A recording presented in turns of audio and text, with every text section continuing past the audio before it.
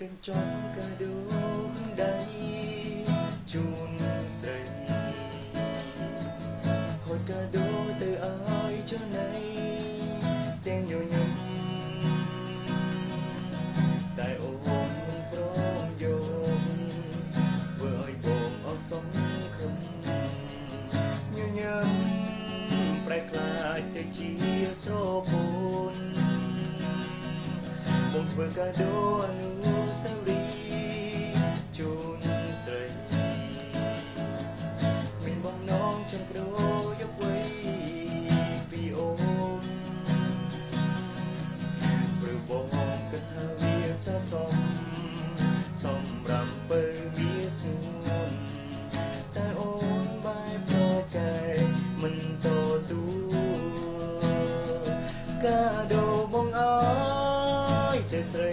ដោយក្តីស្មោះត្រង់ពីបេងដូងអូនមិនទទួលហើយបែកនោះធ្វើប្រងអើយមិនព្រមទទួលហេតុអ្វីសូមស្រីមេត្តាដល់ចំឡើយឬមួយនាងគិតថាមានតម្លៃសប្បាយចិត្តបានអ្នកទទួលយកកាដូ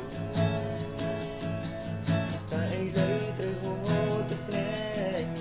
ដោយសារស្រីបេងដូងស្ទើរព្រេង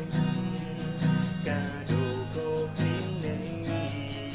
អ្វីៗត្រូវបញ្ចប់ក្នុងថ្ងៃនេះ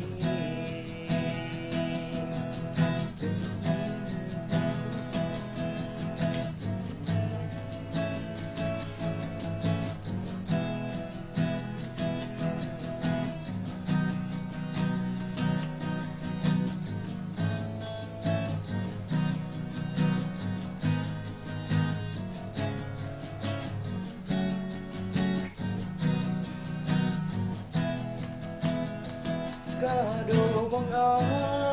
យតែស្រីដោយក្តីស្មោះត្រង់ពីបេងដូងអូនមិនទទួលហើយបែកនោះធ្វើប្រងអើ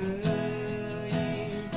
មិនព្រមទទួលហេតុអ្វីសូមស្រីមេត្តាផ្ដល់ចំឡើយឬមួយនាងគិតថាមានតម្លៃសប្បាយចិត្តបានអ្នកទទួលយកកាដូតែឥឡូវត្រូវហូរទឹកភ្នែកដោយសារស្រីបេងដូងស្ទើរព្រេងកាដូក៏គ្មានន័យព្រោះយើង